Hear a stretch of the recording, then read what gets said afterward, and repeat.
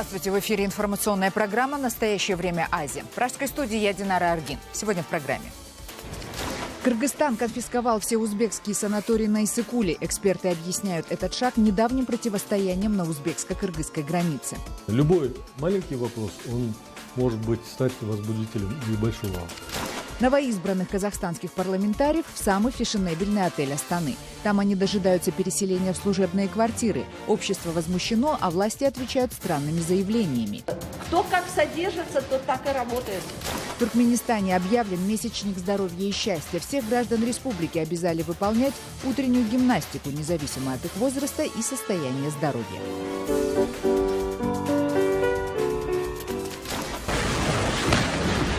В Сирии резко обострилась обстановка. Пока правительственные войска громят исламистов из Аль-Каиды к югу от Алеппо, джихадисты из ИГИЛ ворвались в пригороды Дамаска и штурмуют стратегическую электростанцию. Путин вступился за своего близкого друга, виолончелиста Ралдугина, замешанного в панамском офшорном скандале. По мнению президента, Ралдугин тратил миллиарды долларов на музыку. Почти все деньги, которые он там заработал, он истратил на приобретение музыкальных инструментов за границей и привез их в Россию.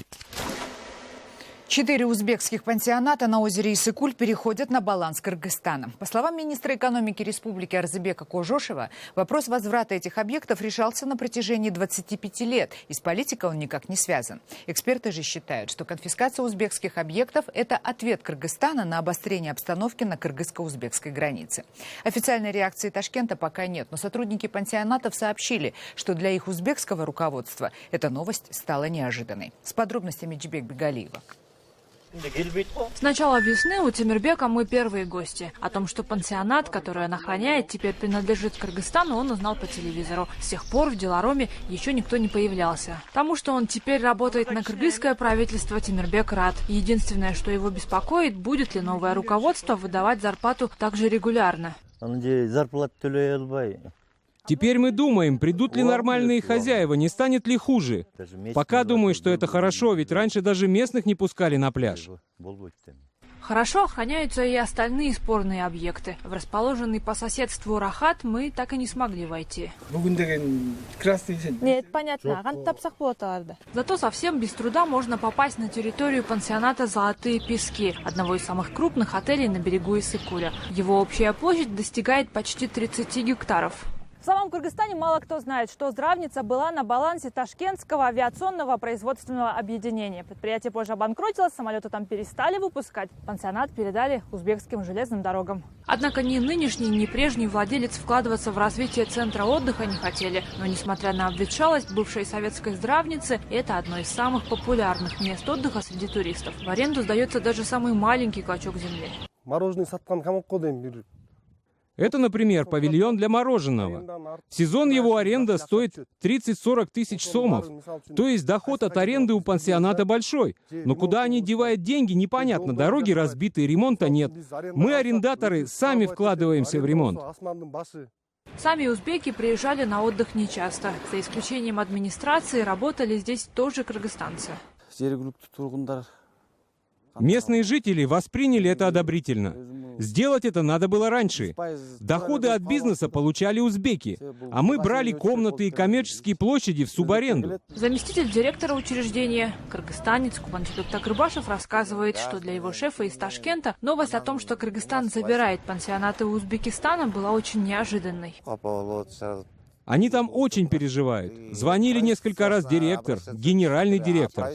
Спрашивают, почему это произошло и кому им теперь обращаться. Мы объяснили им, что это решение правительства. Оно зависит от их отношений, если они там между собой решат вопрос по югу. Решение о переводе 4 пансионатов на баланс Кыргызстана в правительстве приняли сразу после конфликта на границе с Узбекистаном. Официальная реакция от Ташкента пока еще не поступала. Однако известно, что узбекские власти считали Здравницы своей собственностью.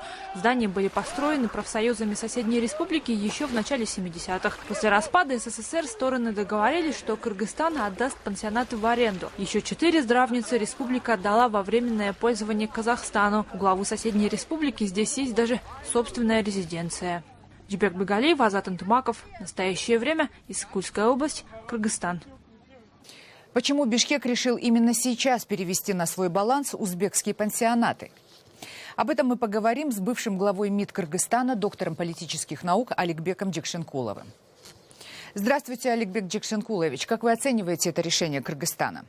В первую очередь я подумал, что давно надо было сделать это. Но с другой стороны я подумал, своевременно ли это или нет. Поскольку такие объекты, которые принадлежат в той или иной стране, обычно обсуждается на двустороннем уровне, на уровне правительств, какие-то условия выдвигаются. Поэтому так резко, когда это сделали, я подумал о том, что не популистский ли это шаг. Между Кыргызстаном и Узбекистаном сейчас складываются непростые отношения. По вашему мнению, чего стоит ждать теперь? Отношения между государствами состоят из разных компонентов, разных вопросов, больших и малых. А вопрос, значит, каких-то объектов, это считается как бы второстепенный и вопрос не такой значимый, поскольку эти объекты стоят на нашей земле. Земля является собственностью Кыргызстана, и поэтому мы могли этот вопрос в любой момент, так сказать, поднять, если захотели бы. Сейчас, в нынешней ситуации, когда между Кыргызстаном и Узбекистаном отношения, будем так говорить, заморожены, любой маленький вопрос, он может быть стать возбудителем и большого вопроса. Спасибо, Аликбек Джекшенкулович. Пользователи интернета в Казахстане активно обсуждают условия проживания 30 новоизбранных депутатов парламента. В ожидании служебных квартир их временно поселили в 5-звездочном отеле «Пекин Палас» в центре Астаны. Один из пользователей сообщил, что стоимость номера там составляет 120 тысяч тенге, это примерно $350. Поскольку оплата идет из бюджета, налогоплательщики резонно поинтересовались, почему был выбран именно этот отель. В ответ депутат парламента Гульжана Карагусова заявила, что номер якобы стоит меньше $100 в сутки, и депутаты, безусловно, заслуживают именно 5-звездочных условий проживания. Вы хотите, чтобы депутата соответствующего уровня, который является носителем секретов, который является неприкосновенным, есть же такие у нас квартиры уже, где там за койку в час платят. Вот это хотите? Для этого есть деньги в бюджете. Они, как во всех странах, абсолютно ни в одной стране есть определенные требования к уровню проживания людей такого уровня. И ничего здесь страшного нету. Из этого делать то, что вот расходуются деньги и так далее. Ребята, кто как содержится, тот так и работает и должен это делать. Эмоциональный ответ Карагусовой вызвал новую волну критики, после которой депутату пришлось объяснять, что она имела в виду не как работает, а где работает. Журналистов же Карагусова обвинила в использовании подлого метода. Я сколько раз журналистам говорю, если ты не знаешь, ты приди, переспроси. Я тебе открою закон, покажу, я тебе фактами скажу. Ты ответственно относись к своему заданию, а не пеки пирожки с гнилью.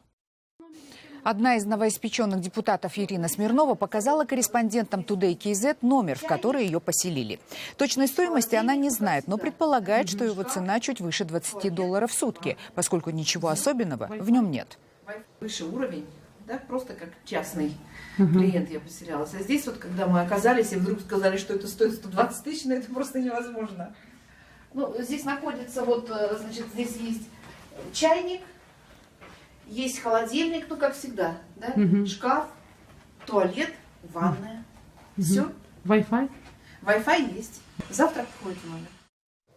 На сайте отеля «Пекин Палас» указано, что цена двухместного номера, в котором проживает Ирина Смирнова, составляет 61 200 тенге или $180. Это не 120 тысяч тенге, но и не 29 тысяч. Как сообщают СМИ, депутаты проживают в гостинице уже около 2 недель. Мы спросили у жителей Алма-Аты, как они относятся к тому, что деньги казахстанцев расходуются на проживание парламентариев в дорогом отеле. Конечно, подешевле могли бы. Депутаты еще ничего не заслужили, только они избрали их, что же они сразу такой дорогой их заселяют. Простым людям пусть дают, помогают. Ну, это мы узнаем. По их работе еще только, наверное, начали. Ну, как пока это самое, еще рано выводы делать. Я думаю, достойны, если они так работают добросовестно. Неправильно. Почему? Потому что Ну, я думаю, что можно было найти подешевле. Например? Ну, не знаю, например, снять им квартиру те же самые. Временно.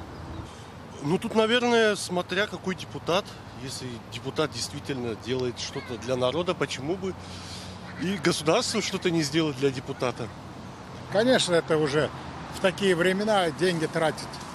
Это очень накладно, наверное, для государства. Международная правозащитная организация Amnesty International опубликовала доклад о количестве смертных казней в мире. По данным правозащитников, их число за год увеличилось в 1,5 раза и за последние 25 лет достигло максимума. Список стран, где происходит наибольшее количество казней, возглавляет Саудовская Аравия. Далее идут Иран и Пакистан.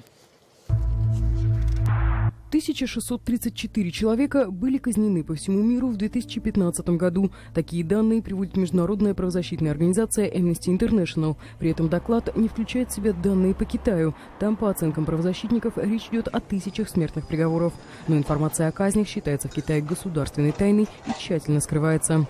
В остальных странах, согласно докладу, число официально зарегистрированных казней за год увеличилось в 1,5 раза и достигло максимума за последние 25 лет. Этим мрачным рекордом мир обязан всего 3 государствам, говорит директор по глобальным вопросам Одри Гогрен. Иран, Пакистан и Саудовская Аравия. Почти 90% всех казней, зафиксированных в мире, произошли именно в этих 3 странах. Мораторий на смертную казнь в Пакистане сняли после нападения талибов на школу в Пешаваре в декабре 2014-го. Однако многие, попавшие в этой стране под высшую меру наказания, по данным Amnesty International, обвинялись не в терроризме. А в Иране и Саудовской Аравии казни и вовсе стали оружием политической борьбы, рассказывает заместитель директора Amnesty International по Ближнему Востоку и Северной Африке Джеймс Линч. Власти Саудовской Аравии говорят, что эти казни были частью борьбы с терроризмом и обеспечения безопасности. Но очевидно, что они также использовали смертные приговоры для расправы над диссидентами. 5-е место в списке Amnesty International занимает США, хотя число казней там заметно снижается. По данным организации, Штаты достигли рекордного минимума за последние 25 лет. Кроме того, в прошлом году от смертной казни отказались еще 4 страны. На сегодняшний день высшую меру не применяют 102 государства. В Туркменистане начался так называемый месячник здоровья и счастья. Его объявили по инициативе президента Гурбангулы Бердымухамедова. Теперь рабочий день всех жителей Туркменистана, от детей и до высокопоставленных чиновников, начинается с физзарядки. В это время все государственные учреждения, вузы, детсады и больницы останавливают свою работу, и жители страны в дружном строю начинают свой здоровый и счастливый день.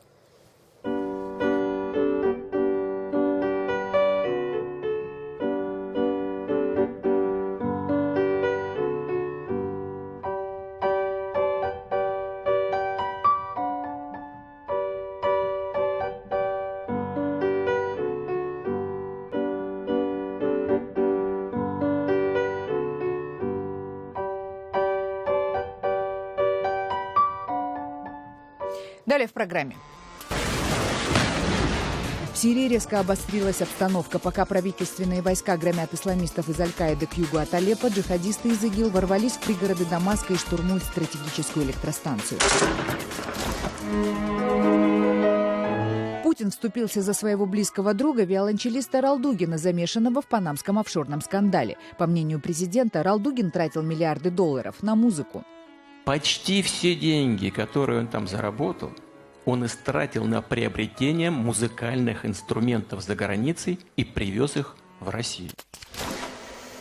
В Сирии вновь резко обострилась обстановка. Ожесточенные сражения идут сразу в нескольких регионах. К югу от Алеппо сирийская правительственная армия предприняла самое масштабное за прошедший год наступление. Армия Асада атаковала позиции террористического фронта Джабхат ан-Нусра. 2 недели назад боевики этой группировки отбили несколько крупных районов в окрестностях Алеппо. Им даже удалось сбить сирийский самолет. Как утверждалось, они использовали переносные зенитные ракеты. Сразу же после этого события тысячи правительственных солдат и десятки единиц бронетехники при поддержке российской авиации атаковали ан-Нусру.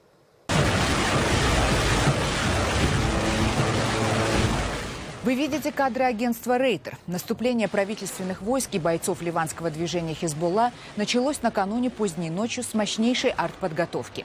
Как сообщают источники «Рейтер», в среде исламистов такого мощного удара по боевикам не наносилось с самого начала гражданской войны в Сирии. Днем интенсивность огня не снизилась, и, как утверждают сирийские СМИ, наступающей правительственной армии и российским танкам удалось прорвать и смять оборону исламистов. Этот прорыв уже назван крупнейшим поражением Ан-Нусры в Сирии. Тем временем, пока сирийская армия сражается с боевиками под Алеппо, террористы из ИГИЛ ворвались в северные пригороды Дамаска и пытаются взять штурмом стратегическую электростанцию, которая снабжает энергией сирийскую столицу. Бои за электростанцию продолжаются уже несколько суток, и пока ни одной из сторон не удалось взять верх. У сирийской армии недостаточно сил, чтобы выбить террористов, которым удалось вывести из строя часть оборудования электростанции. Российская авиация предприняла очередную попытку снабжения окруженного исламистами из ИГИЛ сирийского города Дейр-эз-Зор. Этот 200-тысячный город уже много месяцев находится в блокаде со стороны лучших войск исламского государства, которые предпринимают почти ежедневные попытки штурма этого населенного пункта. Российские саперы приступили к разминированию исторической части освобожденной Пальмиры. По словам саперов, им приходится работать в очень тяжелых и непривычных для них условиях. Собаки работают, но очень часто устают, потому что погодные условия, правда, очень тяжелые, и люди себя плохо чувствуют, а собаки еще хуже, потому что они еще в зимней подшерстке находятся. Вот, да, постоянно много пьют. За короткий срок российским саперам уже удалось обезвредить более 1500 мин-ловушек, которые расставили террористы среди руин исторических памятников. Как заявляет российское военное руководство, сразу после разминирования в Пальмиру должны приехать историки и археологи из разных стран, чтобы начать восстановление разрушенного боевиками мирового наследия. Сюда же съезжались со всего мира смотреть вот эти шедевры. Наверное, это правильно, чтобы как можно быстрее сюда жизнь вернулась. Все восстановилось, чтобы люди действительно красовались чудесами, которые возводились тысячелетия назад. И вот срочное сообщение. Как сообщает ФСБ, в России задержаны 5 сторонников так называемого исламского государства, которые готовили новые теракты в Волгоградской области. У подозреваемых изъяли взрывчатые вещества и боеприпасы, а также экстремистскую литературу. Российский президент Владимир Путин отреагировал на обвинения в адрес друзей и своего ближайшего окружения, которые оказались в эпицентре офшорного скандала, связанного с публикацией панамского досье. Речь в первую очередь идет о давнем друге Путина, виолончелисте Сергее Ралдугине, через офшоры которого осуществлялись сомнительные сделки на сотни миллионов долларов. По мнению президента России, все это делалось на благо страны. Он является миноритарным акционером в одной из наших компаний. И там какие-то деньги зарабатывают. Но это, конечно, не миллиарды долларов. Чушь. Нет ничего подобного. Какие-то зарабатывает. Но вот что любопытно и интересно. Я горжусь такими людьми, как Сергей Павлович. И в числе своих друзей, и вообще в целом. Почти все деньги, которые он там заработал, он истратил на приобретение музыкальных инструментов за границей и привез их в Россию. Но он идет еще дальше. Я знаю, что он уже несколько месяцев занимается чем? Оформлением этих музыкальных инструментов в собственность государственных учреждений. И на протяжении многих лет занимается, не выпячивая себя, организацией концертов, продвижением русской культуры за границей, фактически оплачивает из своих средств. Вот чем больше у нас будет таких людей, тем лучше. И я горжусь, что у меня есть такие друзья. Напомним, что вот уже неделю мир обсуждает международное расследование журналистов, связанное с офшорами известных мировых политиков, в числе которых главы государств, премьер-министры, высокопоставленные чиновники из 72 государств. В некоторых западных странах скандал привел к громким отставкам. В частности, в Исландии покинул свой пост премьер-министр страны, у которого был обнаружен лично секретный офшор. Оправдываться пришлось и британскому премьеру, и многим другим представителям мирового истеблишмента. Первый чернокожий ребенок, родившийся в Советском Союзе, был назван в честь Иосифа Сталина. С именем вождя всех народов афроамериканец из штата Вирджиния, куда вернулись его родители после долгой жизни в СССР, он решил не расставаться. Удивительная история учителя из США в репортаже «Голоса Америки». Биография этого удивительного человека начинается задолго до Второй мировой войны и вдали от американских берегов. Меня зовут Йосиф Сталин Ким Роан. Я первый чернокожий ребенок, родившийся в Советском Союзе. Экономический спад и нужда, охватившая Америку в 30-е годы, особенно сильно ударили по негритянскому населению, у которого и до этого было гораздо меньше возможностей для трудоустройства. В то же самое время Советский Союз активно развивал экономику и испытывал нехватку высококвалифицированных кадров. Сталинское правительство начало на выгодных условиях приглашать зарубежных специалистов поработать в стране Советов. Йосиф Сталин Ким Роан рассказывает историю своего отца, в честь которого в штате Вирджиния организована музейная экспозиция. Молодой агроном Джозеф Роан вошел в группу из 16 чернокожих американцев, решивших попытать счастье в СССР. Дома в Вирджинии ему было нечем кормить семью. Наоборот, в Советском Союзе таким, как он, обещали расовое равноправие, чего тогда не существовало в Америке, и целых $600 месячного жалования в твердой валюте. От такого предложения Роан отказаться не смог. В 1930 году он прибыл в Узбекистан, где начал активно развивать отсталую хлопковую промышленность республики. Советский Союз стал для моего отца землей обетованной. Здесь, в США, царил расизм, и для него не было работы. Та, которая была, оплачивалась из расчета 25, в лучшем случае 50 центов в день. В Советском Союзе он получал намного больше. Работа была тяжелая, но Джозеф Роан был доволен. Тем более, что с ним приехала его молодая жена Сейди. Свои отпуска первая афроамериканская пара Узбекистана проводила на курортах Крыма, а не Флориды. Вскоре в Советском Союзе родился первый в истории страны чернокожий ребенок, их сын. К моменту, когда 4 декабря 1931 года родился я, моя мать была помещена в родильный дом. К ней были приставлены сразу 5 медсестер. Ей ни в чем не отказывали. Они возились с нею как со знаменитостью. По понятным соображениям малыша назвали Йосиф Сталин. Еще одно имя, Ким, ему дали узбекские друзья Роана-старшего, которому они тоже придумали прозвище «Хлопковый король». В чем-то Йосиф Сталин Ким отождествляет себя с маленьким чернокожим Джимми Паттерсоном, которого полюбила вся страна после того, как Любовь Орлова сыграла его мать в кинофильме «Цирк». Первым языком Йосифа Сталина Кима был русский, но его советское детство оказалось недолгим. После убийства Кирова в 1934 году семья почувствовала, что ситуация в стране меняется. Вскоре Джозефу сообщили, что в США тяжело заболела его мать. Он попросился в отпуск и всей семьей выехал на родину.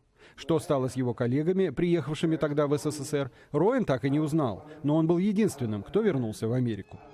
Оказавшись в США, папа Джозеф вновь столкнулся с безработицей и расовой сегрегацией. К счастью, чернокожие жители его родного округа Уэстморленд в штате Вирджиния к тому моменту собрали $1893.02 на строительство средней школы для их общины. Вот здесь, в средней школе имени Эйти Джонсона, начал преподавать Джозеф Роан-старший, хлопковый король Узбекистана, после того, как вернулся из Советского Союза. Эта школа стала первой в округе Вестморленд, где стали обучаться афроамериканские дети. Сейчас в этой школе организован музей афроамериканской истории округа с экспонатами, посвященными Джозефу Роану. Его сын вырос в том самом бабушкином доме, куда Роан-старший вернулся из Советского Союза. По удивительному стечению обстоятельств городок называется вполне по-советски – Кремль. Кстати, технологии выращивания хлопка, которые Джозеф разработал в Узбекистане, он успешно применял и в США. Йосиф Сталин Ким, тоже ставший учителем, до сих пор помнит, как солдаты Красной Армии подарили ему ушанку с кокардой. Не забыли советские власти и его отца. В 70-х годах Джозеф Роан был приглашен в СССР для получения награды, но после раздумий он все-таки решил, что не поедет. Вадим Оленичев, Андрей Дегтярев. Настоящее время. Вашингтон. Это были все новости, о которых мы хотели вам рассказать. Читайте нас в социальных сетях и смотрите на сайте currenttime.tv. Мы благодарим вас за внимание и прощаемся до следующей недели. Всего доброго.